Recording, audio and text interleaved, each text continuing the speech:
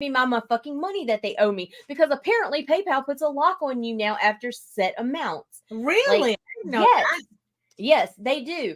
600. I knew the first one was at 600 because it happened way back when. Right. But now they put caps at like 1,800, 5,000. How are they putting caps on? Why do they? Oh, how much you can make, or then they'll hold your money until later, until they go through your shit and see what services you're offering, because they want to make sure you're not, doing OnlyFans. They want to fucking validate that there's the product and like all this other shit. And it's like, bruh.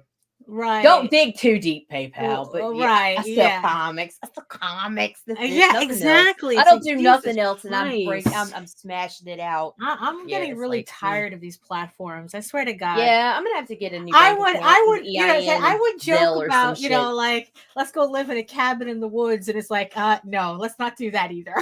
You know what, Daphne? Fuck you. Are you ready for this? Absolutely not. But hit it.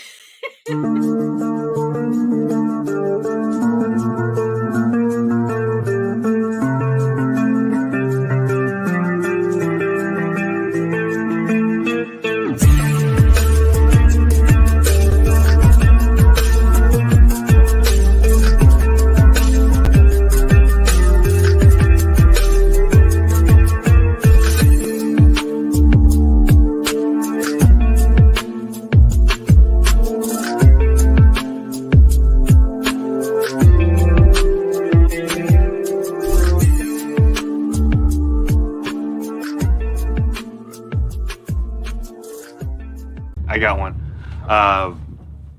When I first heard about Dave being trapped in a maze, I was like, well, at least he's not sucking a big veiny dick for Kickstarter money. That's not how Kickstarter works. What the hell was that? That is the greatest fucking clip ever. And I owe that to C. Michael, and I'm saving that fucker because that is going to be go-to. That is mood. Start our show, but that is mood. That is oh my God! Holy shit! Holy shit! The rest of us just call it marketing. Oh my goodness! And we have been kicked off Facebook. Not yet, but it's yeah, I know. So good morning. Good morning, Daphne. Oh my God. So who's joining us? Who's to join us this morning? Jody McPhee. Hello, Michael. hello. We got Grant. And Joe again. Everybody's saying hello to each other. Wow, it's like we have a whole crowd of eyeball people today joining us today. Somebody sent them here. Yeah, I know, right? No, you know what it is? Brian K. Morris doesn't have a show today, probably. So they're all hanging out over here. Me too, Grant. I'll show you all kinds of tricks. Yeah. Hello, everyone. Welcome to another episode of the Ragin to the Vlogs show. And yes, I see you all of my beautiful eyeball people joining us from regions beyond. And as Nita said, if you're joining us from Facebook, please come on over to YouTube. Facebook has a tendency to disconnect, and especially after that clip. We're definitely going to almost get disconnected from Facebook. And if you're joining us from Twitter, Twitter doesn't even allow us to see your comments. So if you want to put in your 2 cents in this economy, in the chat, come on over to YouTube, join the sexy people in the chat. And if you're on LinkedIn, hello, we don't know what to do with you. We don't know what the fuck to do with you. Exactly. So, oh my goodness. Yeah. So, you know what? Might as well. Yeah, I know. That woke me up. That's for sure. That's not how. Are you sure? Are you sure that's not how Kickstarter works? Hello, everyone. My name is Daphne Lage, and I'm a cartoonist, illustrator, and comic book artist from New York. I have been self-publishing comics since 1992, and you know what that means. Valar Morghulis. Valar Duhairis. And I am known for the furry fantasy adventure Tall Tales, which returns to Kickstarter in 2024 with the brand new issue 6 of an 8-issue limited series, Cheers to the Mother, the brand new story arc, where I'm going to be re-releasing the first 5 issues of that series. And, and then it's like, like I said, issue 6 is the brand new issue. So to keep an eye out for that. And I am also known for my medieval fantasy drama, Eagle Raven, Heir of the First Unicorn, which also returns to Kickstarter in early 2024 with issue 8 of this 15-issue series. I still can't believe I'm at issue 8 already, but hey, keep an eye out for that as well. In the meantime, you can read both my comics online at eagleworks.com, EGOWORKS, and Tall Tales Online. That's TAILS. And you can check out all my videos on how I make my comics here on YouTube at my channel at Daphne Lage, LAGE, which also simulcasts through the Indie Comics Network. So make sure you like, share, subscribe, and hit that notification bell so that you get notified whenever any of our shows go live. And to tell you more about it, here's Nita. My name is Nita, and I'm the producer of the Indie Comics Network on YouTube. Hang tight, because we got a whole bunch of shit coming for the new year. You can find us at indiecomicsnetwork.com. Oh, there you go. It's.com. Got. We talk about Kickstarters and shit. Right, yeah. So boy, you had a weekend. So you ended up, what is it, like the what do they call them? The final girl? The final my god. survivor? Okay, so everybody, I am not a twat and a titty baby when it comes to the wilderness and stuff. I was born and raised in Louisiana with a grandfather who was a survivalist. Right. So that's I'm not opposed to roughing it camping. But the plan this weekend was to go into a cabin in the woods deep in Robert, Louisiana, in the swamp. But it was a cabin with amenities, heat, AC, fucking hot running water, all this shit. I was going to work. Yeah, it was glamping. I was going to work and let the boys run around the woods and poke snakes with sticks and the shit that kids do, whatever. Right. And just spend some time out and away from the house. We get there, no hot water, no heat, and no Wi-Fi. And they were supposed to have all of that. Right. We did not pack extra blankets. We did not have sleeping bags even. All we had were the very basic shit, because everything else was supposed to be provided. It was not. It was freezing ass cold and raining for Louisiana. Yeah, it was bad. It was miserable. Right. Yeah, it was some Blair Witch shit. Oh, let me tell you a story. Oh no. So I'm wandering around trying to find a Wi-Fi signal, because I've made no arrangements with people I worked with to post or anything, because I was going to have Wi-Fi there. I was going to work. Well, I'm wandering around trying to get a signal strong enough that I can use my data to make brief posts or whatever to try to just have something out there this weekend. Right. So I find this fucking shed in the woods, right? And it's God. Oh my God, Daphne, right? I go in there and it's got these a fucking countertop that's built into it, and I realized that they must have been utilizing it as a greenhouse at one point. So I jump up there and I'm sitting there, and time is passing because I'm away from everybody, right? No, so I stop and I'm looking around and I'm like, man, this shit looks weirdly familiar. And then it's I don't know why, but fucking Silver Bullet, that scene in the backyard, pops into my fucking head, right? And I'm like, I got a little creeped out. And then I look up and there's this nearly full moon peeping through. And I'm like, you know what, bro? It's time for me to get my ass back to the fucking camp. There you go. Yeah, seriously, it was one of the moments where it was every fucking hair on my body stood up, and it was yeah, it's time to go. I should not be here. Right. It's oh my God. It's oh, right. There you go, Grant. It's from Dave Made a Maze on Prime. Oh, is that okay? Because I was Yes.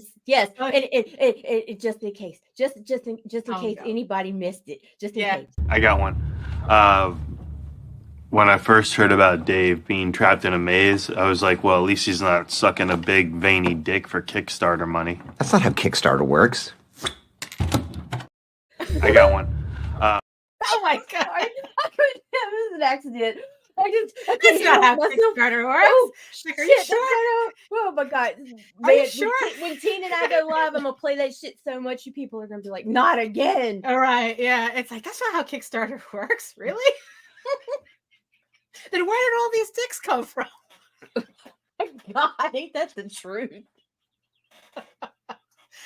Oh Look. my God. Wow. Okay. Mature adults. Right. Yeah, exactly. Mature adults.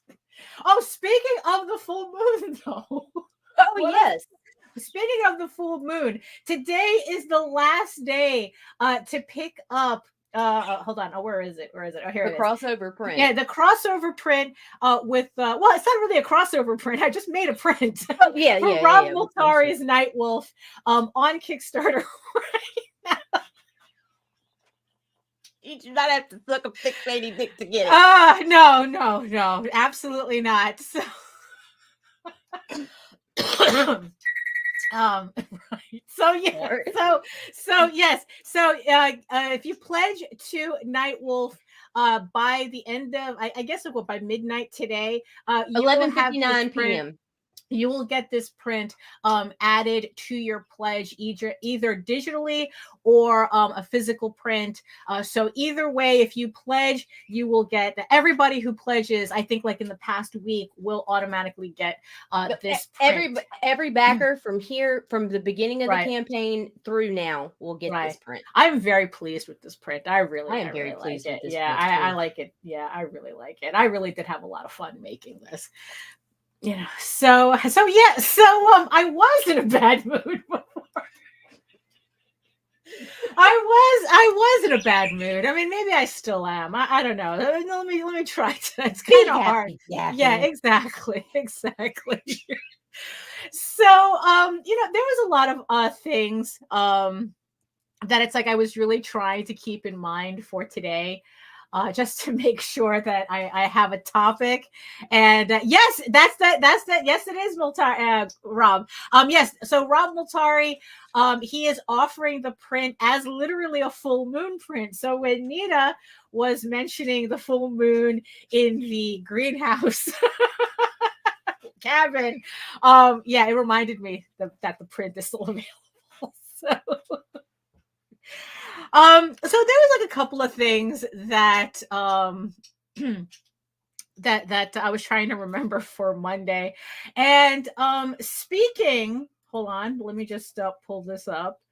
Let's see. Speaking of sucking big veiny dicks for Kickstarter money. This we're gonna 18 and up today. Right. This is a article that I read on Forbes the other day, where they're talking about how simplicity in marketing is most likely the way to go because people don't read. It says right there.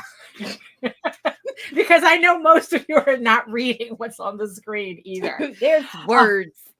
Yeah, exactly. So they were talking about how I guess like I don't know if there's a trend in advertising. There absolutely is, and I can point that out right now in my own experience recently. I have noticed that when you guys go through and make all these fancy templates with all this shit about your campaign with the image, those get almost no clicks. Right. The ones that get the click-throughs are the cover art or the panels with no fucking dialogue, or the just the cover with the trade dress. That is going to get you the most movement for people to click that link to go look at your campaign. I shit you not. Right. No, I believe that because it's like, especially for the last couple of campaigns, I've had this thing of kind of like overdoing it on the posts. Because I couldn't decide like which was better, because it's like, okay, because I always have this thing about what if somebody is seeing my post for the first time, and it's like, well, if you're not familiar with my work, it's like, wouldn't you want to know about the book and what it's about and this, that, and the other thing? And what happened is that I would end up with a post that was like, pretty much a mile long on Facebook. Yeah. Because there are going to be some people that are going to read your actual post, but I'm talking about that eye-catching imagery. Right. Like if they're just going based on the picture, that somebody that's semi-familiar with you or your work, like say I shared one of Rob's covers, like I put the Chris William cover up or something like that. People are going to instantly recognize that as Night Wolf. They're going to jump on that, whatever. But if it's congested with a whole bunch of fucking text and stuff, somebody who's familiar with it may overlook it. Now, if it's something that the image catches their eye and they're like, "What is this?" They're going to most likely want to look at your post before they click your link, because links are shaped. Right. You get nervous clicking links if you're not familiar with them. That's true. So the article, right? No. So the article from Forbes, right? So it says, every day we are bombarded with messages. Some we take a moment to look at, not even necessarily read, and some we never even notice cross our path. The best brands have figured out mass personalization and how to successfully get conversions. However, even the best brands must continually evaluate the effectiveness of all efforts across multiple channels. There is a lot of pressure put on marketing today, and getting it right is not as easy as it seems. To better showcase what businesses must think about when planning out a funnel, it's like, for those of you who know what the funnel is, and messages across that funnel that people might actually take a second to look at, there is an acronym that might help. SRRS. This stands for simple, relevant, repetitive, and scannable. So the first one, simple. It turns out that simple is actually quite difficult. Boiling down a message to the most intriguing, impactful sentence or phrase is what war rooms were made for. This message cannot be too long or too complex, or you will lose your audience.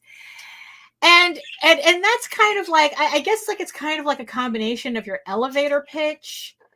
Right. No, exactly. That's why we're going to have a sudden death round pretty soon. You'll find out. Oh, really? What do you mean by that? It's sudden death is going to be a segment that I'm going to put on with me and Tina on Friday nights, where we're just going to randomly grab somebody out. You got 3 minutes and you get booted. Like, we're not even going to say goodbye. You come in, you introduce yourself. You got 3 minutes to convince us to buy your shit, and then you're just kicked out. I don't care if you're in the middle of a sentence. You're done. Wow. Okay. That's pretty intense. But you know what, Daphne? I'm going to tell you, just from this article, these people are not taking their own advice, because all this is KISS, and they rewrote it. Well, yeah. Of course. Yeah, of course. Like, that's exactly what it is. Because it's like, because I know that my posts especially were not simple, because it's like, well, I had the first part of the post that was for the people who are following the campaign. The second part of the post was the people who are seeing that post for the first time and never heard of my book. And then it's like, all the hashtags and everything, right? And I always had a suspicion that it wasn't as effective as it should be.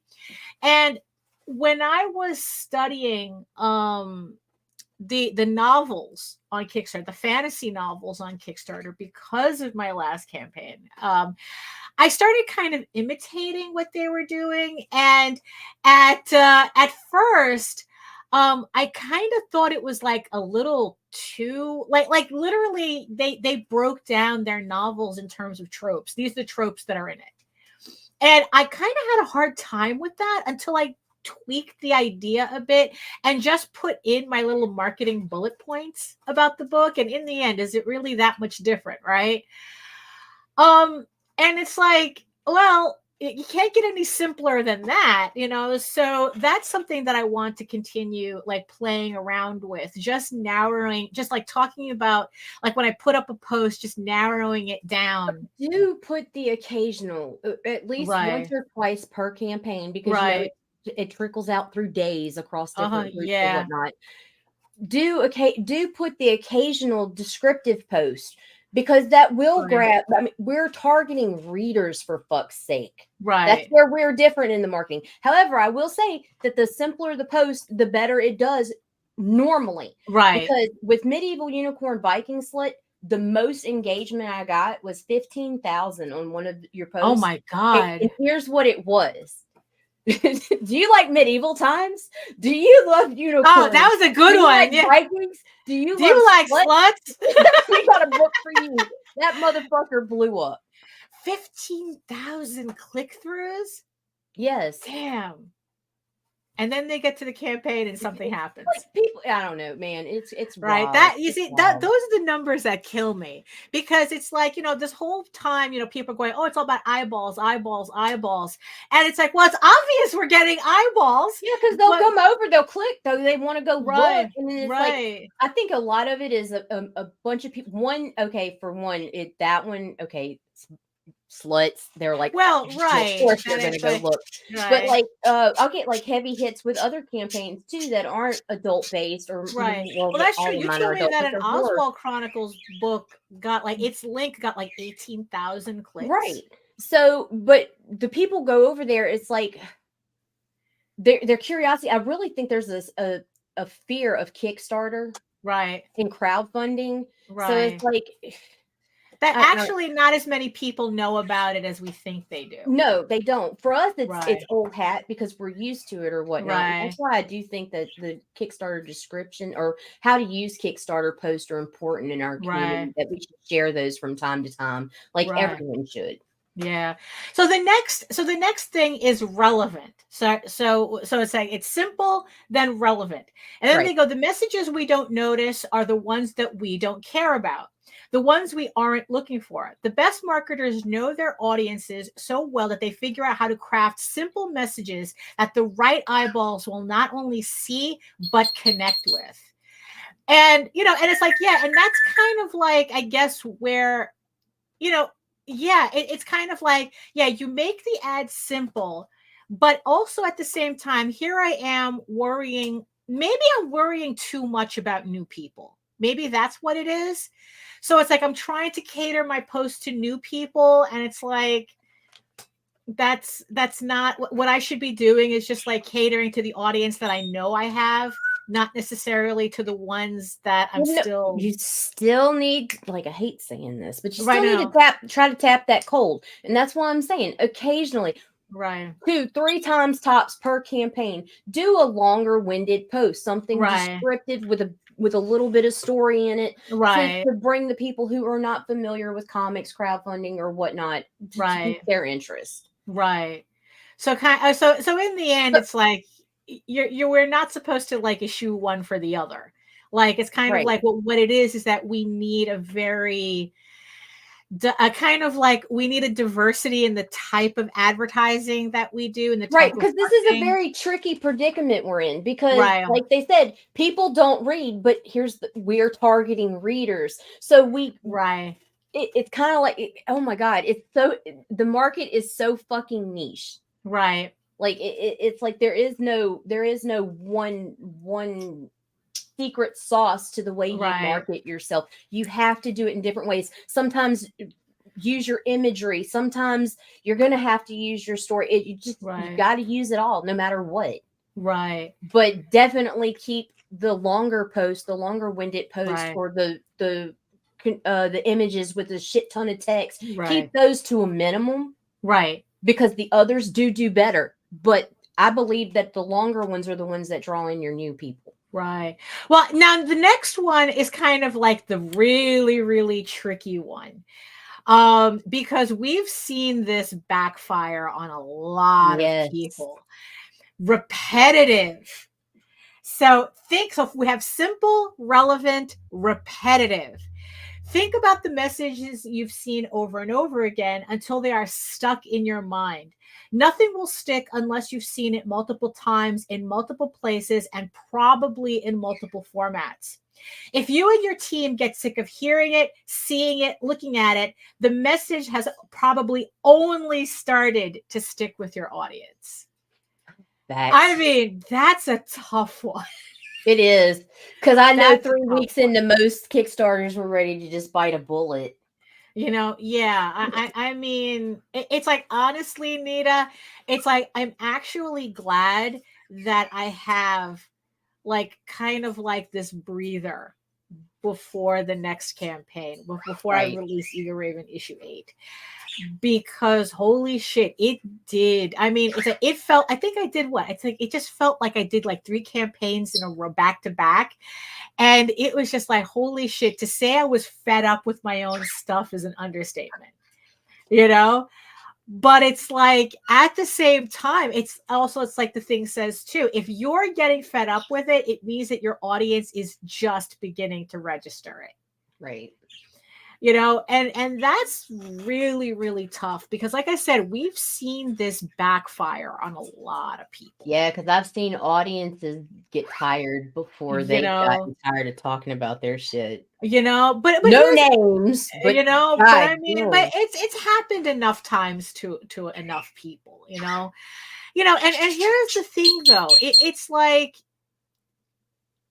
yeah, it's like, it makes sense, especially like when you're talking about something like Facebook where they're throttling what you're doing. So it's like, yeah, it probably, like, I remember reading that they said that when you do ads, when it's like when you do ads on Facebook, it takes about 2 weeks for it to really start making a rotation. So Right. if you need to, so it's like, if you really want to optimize your reach on Facebook, you have to do at least 3 to 4 weeks. And keep the fucking paid ads on Facebook short and simple. Yeah. Believe me, I learned that from firsthand experience, time and time again. I'm like, I'm not going to buy an ad again, and I bought an ad again, and I'd be long-winded trying to describe Indie Comics Network to get conversion or whatever. Right. And nothing worked. I fucking put up a post that said, "Hey, you like comic books, sarcasm, professional level sarcasm, Right. and memes? That's it." Right. And my fucking shit blew up. Right. Blew up. Uh-huh.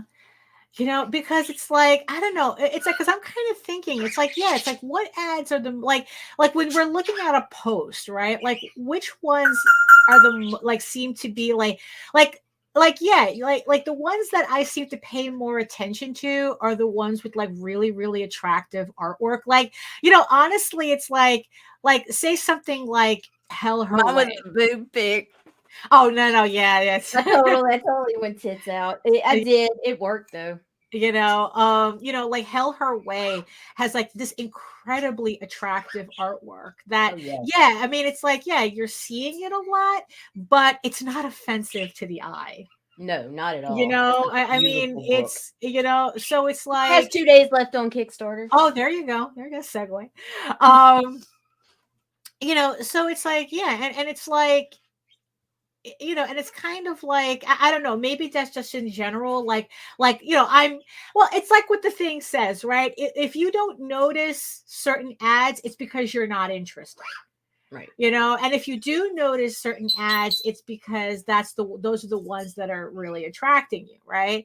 And it's like, I don't know, it's like, what do you think, like, when you get really, really annoyed by an ad, what is it, do you think, that really does it? Like, way too much typography, like too many bright colors. There's, you use too many fucking words. Too many words.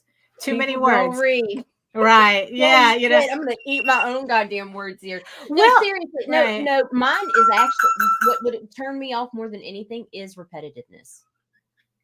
Because once it's come across my feed enough times, right, I will get fucking sick of it, and I will mute the creator. And it sucks because some of these guys I like, but it's like the ones that'll make like 3 and 4 posts a day for the one IP that's on Kickstarter now.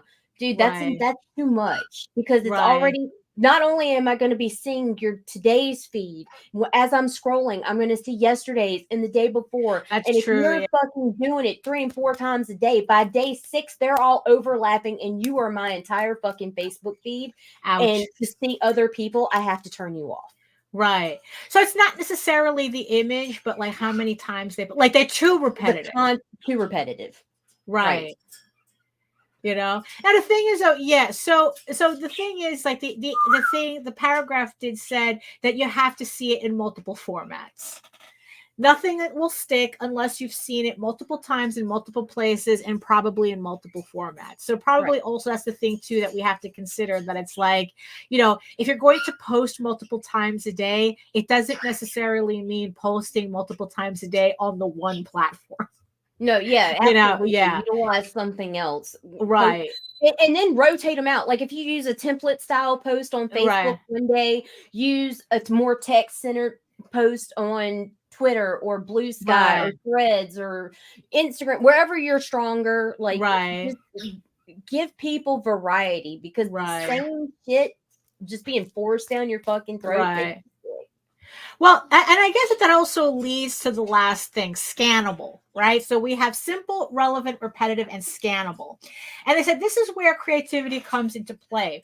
The message must be something that can be easily scanned and digested. The message should be easily understood and engaging, merging with your creativity to breathe life into it. So I guess that could mean a lot of things, but the article does say SRRS in practice. Okay. One example of SRRS that sticks out in 2023 is the hype created around the new Barbie movie. Pink was all it took, and there wasn't much more to it than employing the color and a font to catch the eye of the intended audience. One billboard was solid pink.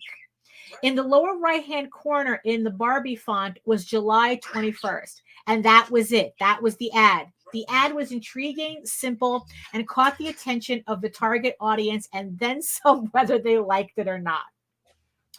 Simply put, bite-sized messages and creative pieces repeated in multiple channels, multiple times, is a back-to-basics marketing approach that works.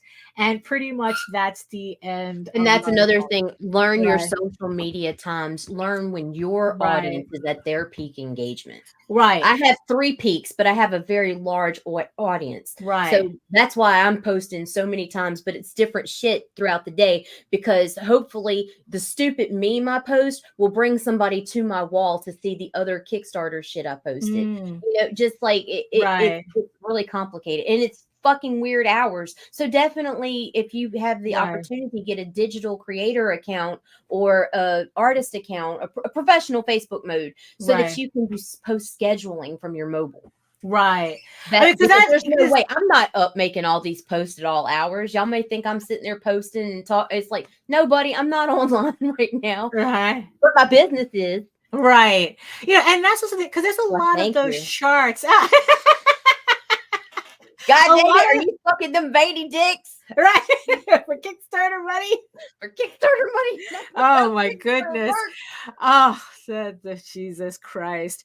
You know what's really funny is that it is funny to see something. What is that, from Netflix or something? What was that from Netflix? From Amazon Prime. Oh, Amazon Prime. To see the word Kickstarter in the wild like that. I know, it was crazy. When I found that, I was like, oh, that is so. That's gonna be our Send Me to Jesus clip. That I know. Shit out of that motherfucker on. Exactly. Oh, speaking of, let me throw that in there real quick. What? So, beginning in January something, we don't know, but it'll be a Friday in January. We got this.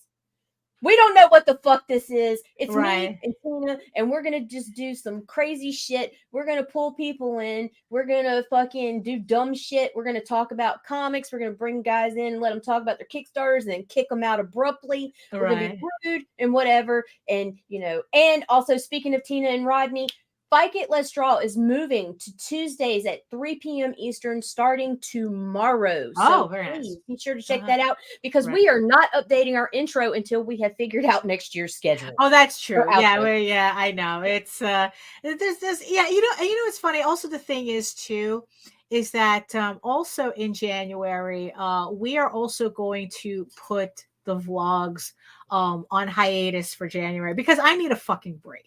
Because we're going to be in bed together in Miami. I mean, we're going to be visiting each other in Miami. Yes. We're going to be sharing a room in Miami. Although I kind of don't think I told my mom yet. But she knows now. Hi, Mom. Yeah, so I'm going to be away for January, which means that the vlogs are going to be on hold. and I'm actually kind of looking forward to that. Because one of the things that I don't know, like I was just like in a mood from this weekend is just, just like, I mean, honestly, it's like there are days that I wish that I didn't have to do any of this. Well, That I sure. didn't, that it's like I didn't have to, constantly be this performing monkey online just to make sure that people didn't forget me enough. So when my next Kickstarter came up, that they'd still remember to buy my books. Tina and Right? I will keep your memory alive. Daphne. Okay, there you go. You can have a little candle there.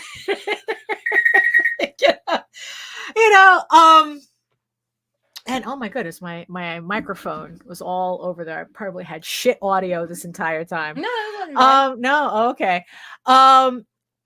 Because it's like, they're just, I don't know. It's just like, I just didn't, I just had like not a lot of patience this weekend, especially. Like all I wanted to do was I just wanted to hunker down and do the work that I'm supposed to be doing.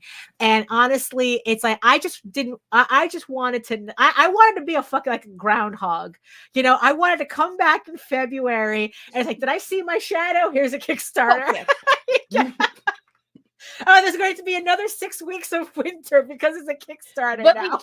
we really can't do that. We're not privileged. Like, okay, so that's the one great thing about having a network. Right. Like with all of us together is that you and I can go on hiatus. Right. But Indie Comics Network's still going to be there, and Daphne Lage is part of that.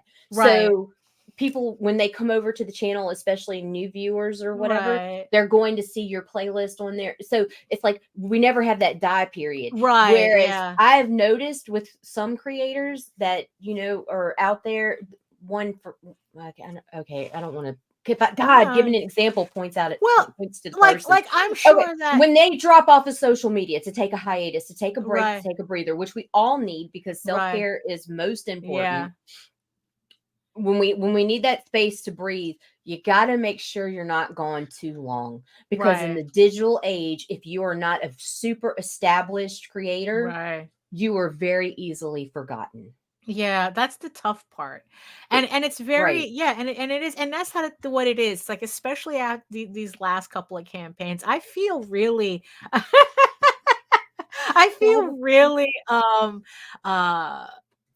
exhausted, like it's the end of the year burnout. We do it every year. Yeah, Imaginos is saying sometimes you need that time and space to focus. You got to do the work to sell the work. Yeah, you see, that's the funny thing. We can talk all day about marketing and the business and whatnot, but in the end, what it all boils down to is, are you doing the work? You need to do the work, or else all of this is nothing, And that's kind of part of what I got tired. Yeah, most people have the attention spans of voiced pieces of driftwood. That's Michael Floyd. Yeah, no, it's true. It's true. But I think that's, it's like, it's just so, like just this weekend, right? So last night I told Nita that I was working on putting together the kind of like the rough file for my House of Bob sketchbook, which it's been a while since I looked at it, and I was very excited when I was putting it together because I'm, this is coming out a lot nicer. Great content. Yeah, exactly. This is coming out a lot nicer than I remembered. So that's a book that I'm working on. I just finished lettering Tall Tales issue 6, which Jose's looking over right now. So he just has to make whatever corrections if there are any. And then it's like I still have to go through the previous issues to kind of like just check everything over really quick. I already corrected them, but I just want to give it a once over. I am currently halfway through the novelization of issue 3 of Eagle Raven. Holy shit. So it's like I've been pretty busy, which also, I guess like another benefit of doing this novelization of my comic series is realizing that I have to go back on on these issues and correct a couple of things. Like I realize that even with every time I scan through it, I'm always catching a new mistake. So I have to, I want to put together like hardcovers for these books, and I want to make sure that I'm at a point where I can actually look through the pages and go, oh shit, I have to fix this, and the other. I want that to be done by the time I get to a hardcover, you Right. know? So I've been kept because so when I'm doing the novelization, it means I have to really look at my pages and really look at my dialogue, you know? And I mean, honestly, I'm debating whether when I go through it again, whether I should actually make further changes. Just like they're more tweaks rather than changes. Especially in terms of like, you know, kind of because there's some dialogue that now that I'm writing it in prose, I'm like, oh, that's a little clunky. You know, that could use a little tightening up, you know, and I'm kind of Right. wondering if whether I should do that. I mean, it's not going to change the story at all, just change the flow of it.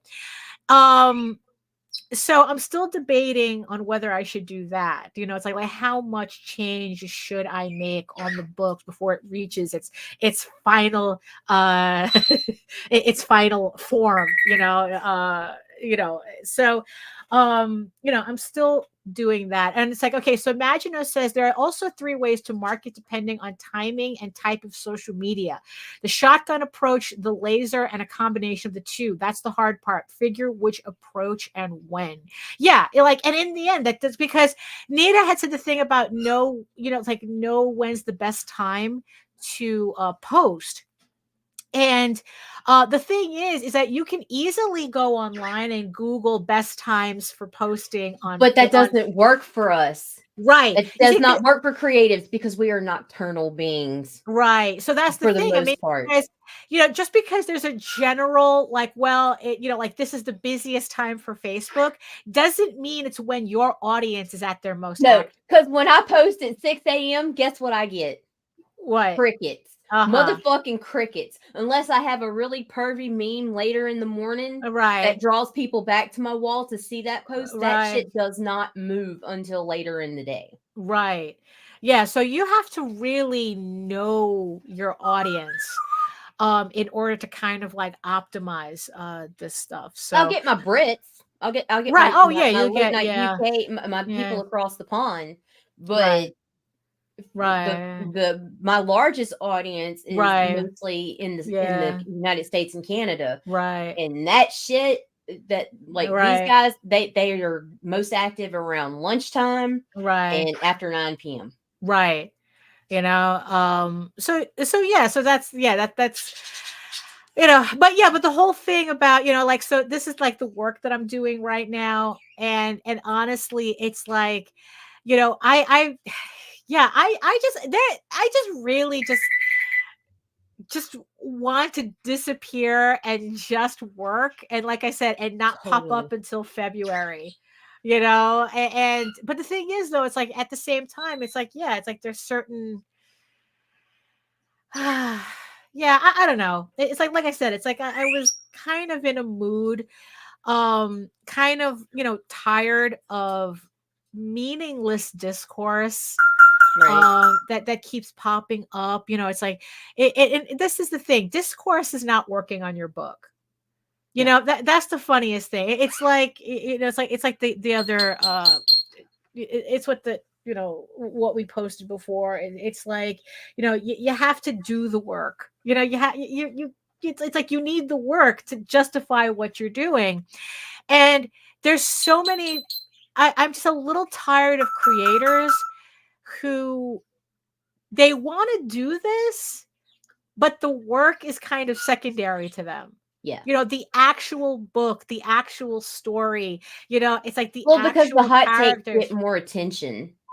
Or whatever. Right. Yeah. Or it's like whatever nonsense they're getting, or even the ones who think that it's like, it's like, oh, the only thing I need to know is marketing. The only thing I need to know is the business end. Because I can, it's like, oh, no matter what it is, it's like I can business my way out of it. You cannot business your way to success. You just cannot. I mean, as funny as that sounds, because, in the end, it's like if nobody gives a shit about your book, if nobody gives a shit about your characters, what do you have? Go, now I remember something. So the other day also, I was watching this little mini documentary about Jeff Koons.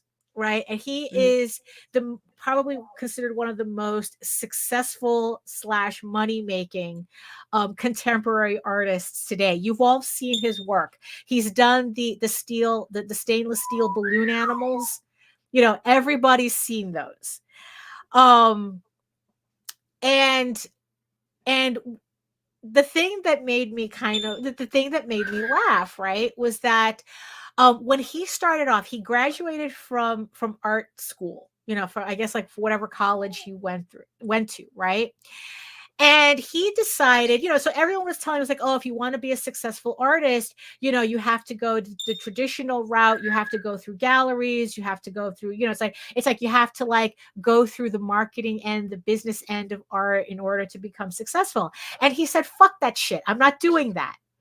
So you know what he did? He went to become, he went and became a stockbroker. He goes, lame. You know what? He goes, no, because actually, no, it's not lame. I was laughing so hard because this is what we talk about. He said the most important thing that his art needed was money.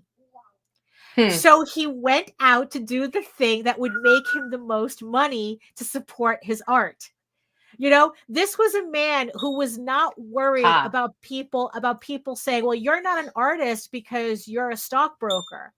You know, you're not an artist because you can't make 2 pages of comics a day. You know, it's like well, you see, that's the funny thing. Because you got a day job. You know, but the thing is, though, it's like he did his art while he was stockbrokering. You know, he was making his money, and that money he was pouring into being able to do his artwork, or technically, in his case, hiring a studio that did the artwork for him. But that's kind of, you know, he was kind of working on the Andy Warhol model. But, you know, that's neither here nor there right now. But the whole point, you know, even then, like, even if you're the type where it's like, you know, you're not really a writer or whatnot, you're not really an artist, but you have to hire out for that. I mean, Jeff Koons did exactly that. He went out, got a job to make him money so that he can pay out. He can pay out to get his artwork done. You know, it's like, look, whether you consider people like Jeff Koons, right? It's like it's like, because in the end, that was important. If money was the issue, it's like, fine, I'll get you the money. I'll get the money to make my career. And like I said, now it's like he's one of the most profitable contemporary artists on the market today. You know, it's like if you're, you know, it's like every rich asshole has a Jeff Koons somewhere in their portfolio, you know, that type of thing. You know, it's like, forget the banana and the duct tape. You know, it's like, look, whatever you think about contemporary artwork, it's like, look, money doesn't launder itself. Oh my God. You know, but the thing is, though, that's what it is. I mean, so I was actually, what if he's lying? Most likely, well, you see, but the thing is, the part that he's lying about is that he's an artist. Jesus Christ. Because like I said, he has an entire warehouse of people who make the art for him that he just signs his name to it and takes the credit for. That he doesn't touch anything. So like I said, whatever you think about what contemporary art stands for or whatnot, I mean, that's kind of a separate thing.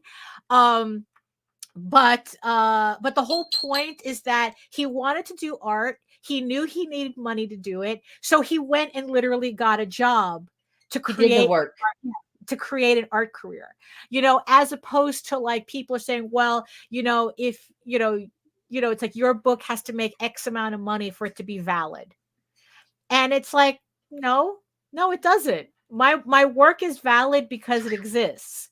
You know, the amount of money that in and of itself it makes is irrelevant. You know, it's like, I have people who want to read my book. They look forward to getting my book. And it's like, and whatever it takes for me to make that book, that's what's going to happen. If it ever requires me to go back to work to raise that money, because, you know, maybe Kickstarter is not as, you know, profitable or something for me. But that's not the case right now. But if it ever got to that point, I would get a job, take that money and continue pouring it into doing my book, and that would be the end of it. So it's like, but in the end, it boils down to, I have an audience that wants my book. I have an audience that goes out of their way for my book. So because I have an audience who enjoys what they're reading. If you don't have that, you can talk about IPs until you're blue in the face. IPs. It's like, what the fuck are you talking about? Who My cares? passion project, Daphne. It's like, who cares? It's like, it's like, and this is where my crankiness comes in, right? Because it's like, I'm just sitting there watching these guys, thinking that they're the next Marvel, when all they are is just that they're lucky they're even mid. I mean, it's like, and it's like, bro, what do you got? It's like, what do you got? You got, it's like you got the equivalent of the white sock that got stuck in the washer with the red one, it's like you're copying Captain America, and this is like, oh, this is my Batman, but different. There you go. But this different. is my That's Wonder Woman, but different. But different. But different. You're right. And then it's like, you know what? And then in the end, you look at it, and it's like, I mean, I don't know. It's like I said, I'm very cranky. I came out of this weekend kind of cranky. But yeah, and I just kind of like, get tired of that like constant, right, that constant discourse. It's like you're saying nothing. It's like, all I want to know is it's like, are you writing a story that is interesting to you? I mean, forget about everybody else. Do you even give a shit about the comic you're putting together? Or are you just really hoping one day Netflix will kind of give you the reach around you're looking for? I mean, it's like, which is not going to happen. It's like, what? It's like all the venture capitalist bros who thought that they could like buy up IPs and then try to, it's like, look, they're all gone. They're all gone. It's like now, honestly, the only real way to make money on Kickstarter is to be somebody with a pedigree who has that audience that they've been building up for decades, and then that follows them to Kickstarter. That's the secret sauce to Kickstarter. I mean, it's like everybody else, it's like, good luck to you, but it's like, but the thing is, though, it's like, you're not going to be them and you're never going to be them. And I'm just like really tired of, like I said, it's like, you're not even mid, and it's like, you're just worry about you, that's, I don't know. It's like, yeah, just worry about you, worry about your work, and it's like, and everything else, maybe it'll fall into place, maybe it won't. But it's like, it's kind of like, I don't remember if I said this on the air last time, comics is like a marriage. It's like, it's for better or for worse. If all it takes for you to abandon your comic book dream is the worst part, then you never loved it to begin with. Wow. If you only wanted to be there while the bitch had money, I mean, you can get out of the beach house. You can get out. It's like, then what, this is, I don't know, it's just it's like, I don't know. You got this. Emotional damage. That's my weekend. That's my weekend. And you need some recovery time. Daphne needs a vacation. Yeah, I do. It's like I said, the baby dick sucking. Yeah, no, it's like, really, it's like, I'm just kind of like, and mind you, I'm somebody who really, really tries to curate, like, I'm not into doom scrolling. I don't listen to people that are purposefully upsetting.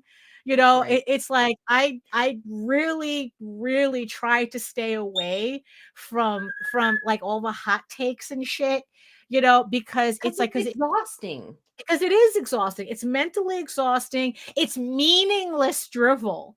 Because it's like, all right, so what are you doing? It's like, okay, so what are you doing then?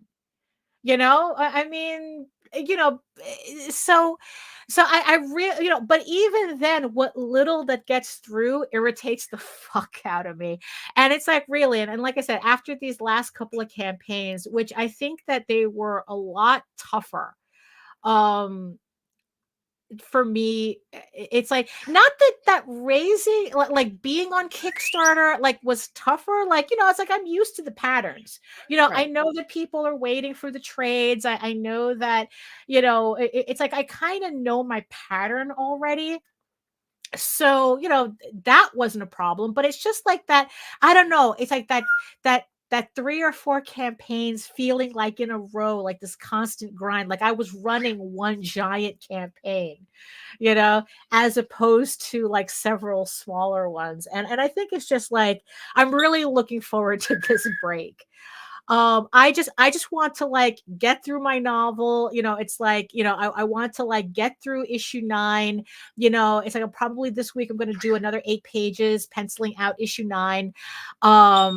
And it's like, just kind of like continue, just like keeping my head down and whatnot. And it's just like, not trying to get all involved until I need to.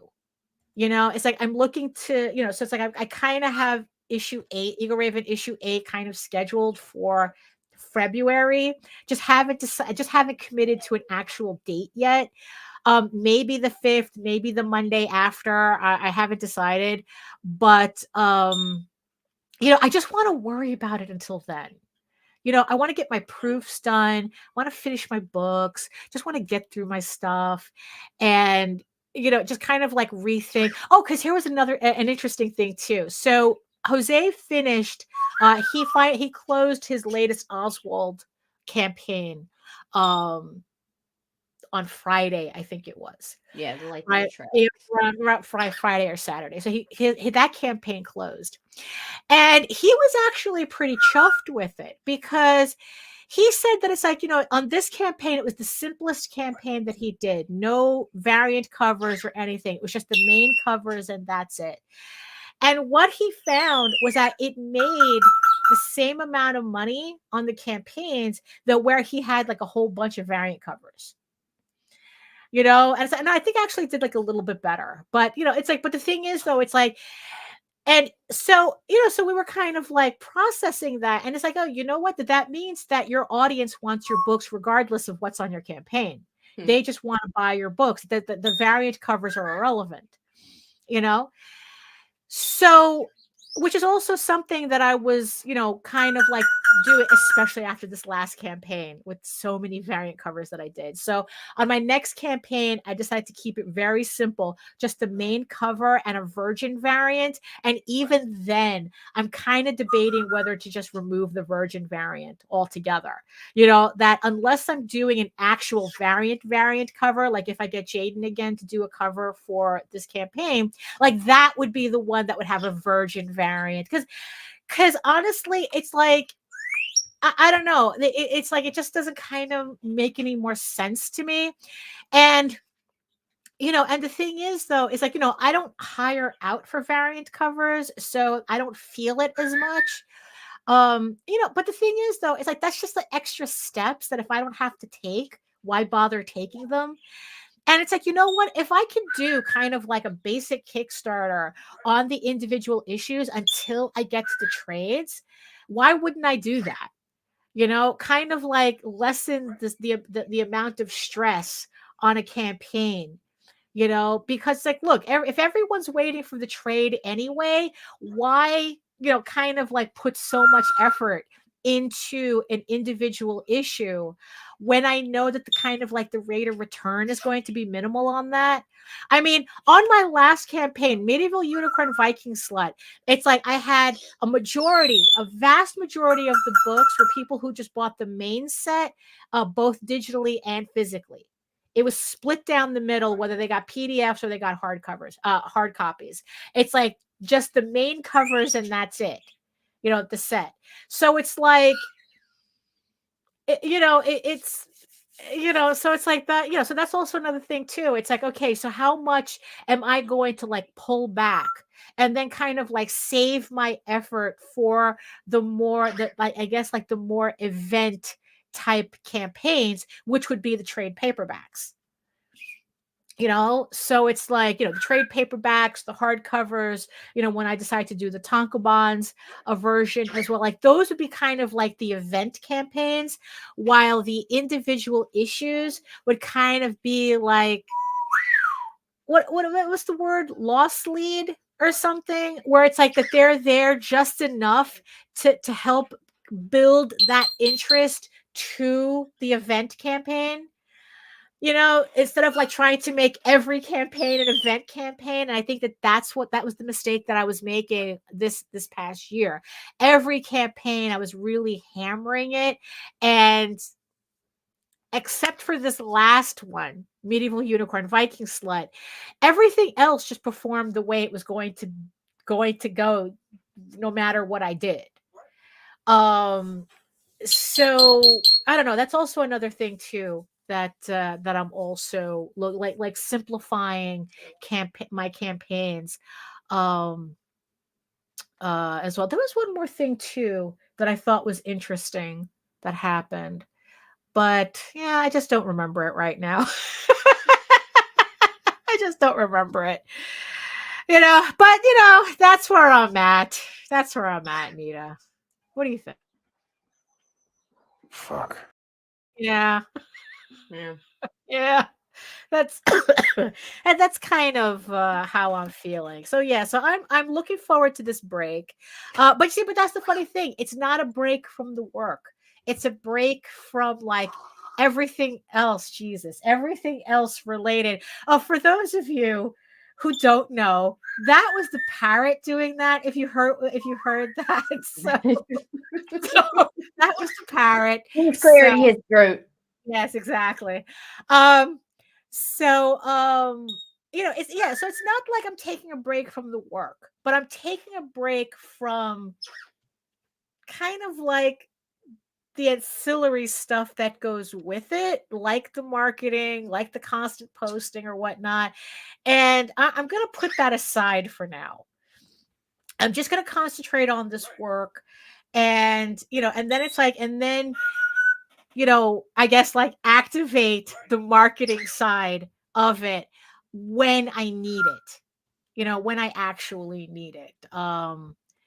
So that's, we'll get to see if that kind of works, but I don't know. I really do need a break from something, I really do. So it's like, we can save worrying about marketing and posting and all that for later. So, So you got any final thoughts as we hit? Not, ma'am. Right, yeah. So I just want to thank everybody in the chat for hanging out today on this weird Monday. Like I said, it's like I wasn't exactly in the best of moods today, but we tried our best. I think we tried our best. So, and I want to thank all of my beautiful eyeball people who hung out today and, spent this hour with us. A whole bunch of you. I'm really surprised you all came out today. Like I said, I think it was because Brian K. Morris wasn't running, Nicholas. Yeah. Nicholas wasn't running a stream today, so maybe that's why you're over here. And I want to thank everybody on Spotify who have been listening to our shows. Thank you so much. I guess if there's a way for you to leave a review or something on Spotify or little stars, I don't know. Whatever. Well, we don't even know how that works yet. Yeah, we don't know how Spotify works, but thank you everybody for also listening to us and the parrot on Spotify as well. So So that's it for us today. Thank you so much for joining us on this Monday. If you want to see more, of my artwork and read more of my books or whatnot, and know more about my upcoming campaigns, you can head on over to my main portfolio site at egoworks.com, EGOWORKS, where you can find links to all of my galleries and social media sites. But I mostly post to Facebook. If you're interested in seeing sketches and current work in progress and any live updates that I may have at the moment. And remember that you can also find me here on YouTube for 500 plus videos on how I do my artwork and comics. And you can also join me not every Wednesday, for my semi-weekly art live streams that I do on Wednesday. So when I decide to do a live stream, it's always going to be on a Wednesday at 4 p.m. Eastern. 2 hours of me just working and yapping, whatever conversations everyone wants to have in the chat. Usually, most of the time we have a really good time. It's kind of like being at a convention without the crowds. So it's a fun time when I actually decide to do one. Usually, so far, it's been every other week that I've been doing a live stream. So keep an eye out. Follow me on Facebook because I will make the announcements there as well. Wednesdays at 4 p.m. Eastern.